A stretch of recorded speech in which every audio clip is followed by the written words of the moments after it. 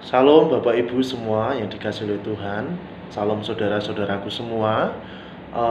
Hari ini saya ingin menyampaikan sebuah renungan singkat yang mana bisa kita jadikan sebagai sarana refleksi di tengah minggu ini. Bapak Ibu yang dikasihi oleh Tuhan, saya ingin mendasari kebenaran firman Tuhan ini dari Kitab Pengkhotbah pasal 1 ayat 1 sampai dengan ayat yang keempat.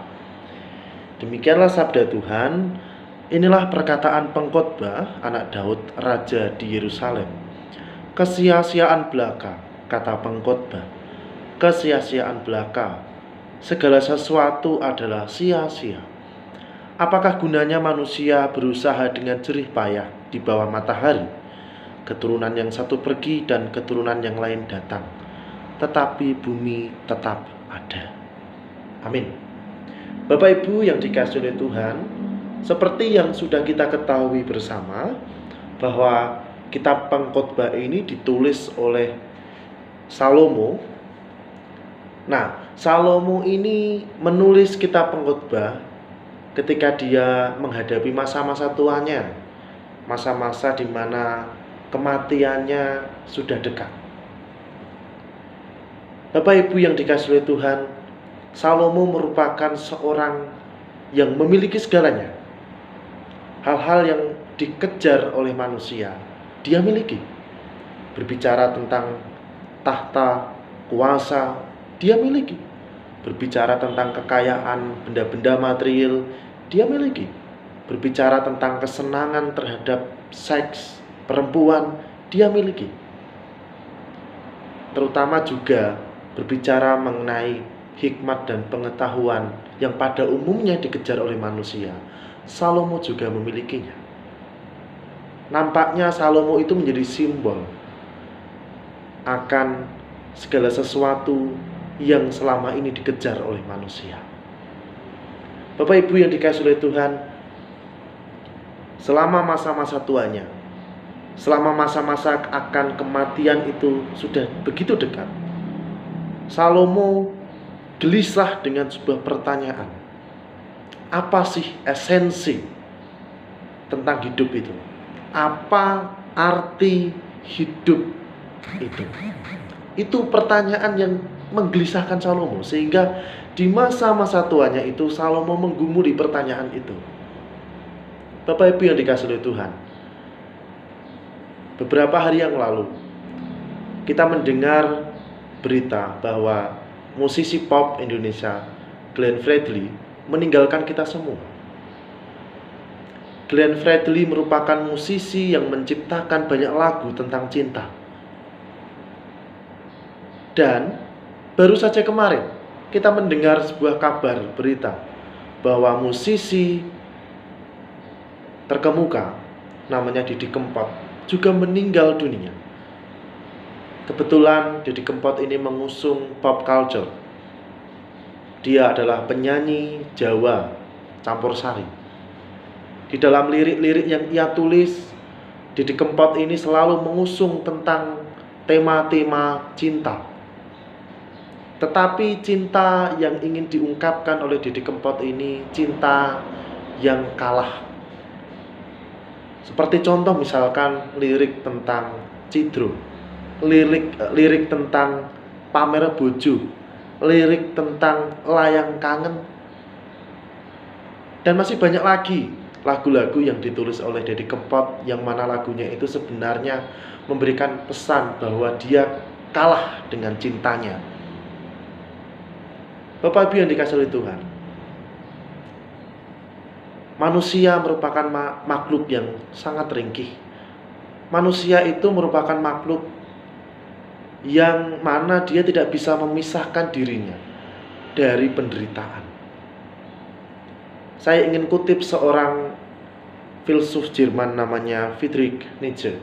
Dia mengatakan di dalam sebuah buku sastranya bahwa laut itu kalau kita pandang dari kejauhan ataupun kalau kita pandang dari bibir pantai, laut itu seakan indah.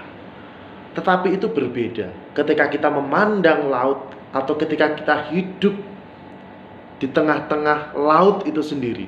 dengan gelombangnya yang besar. Maka laut itu seakan bukan lagi mengesankan tentang keindahan, tetapi laut justru memberikan kesan menakutkan.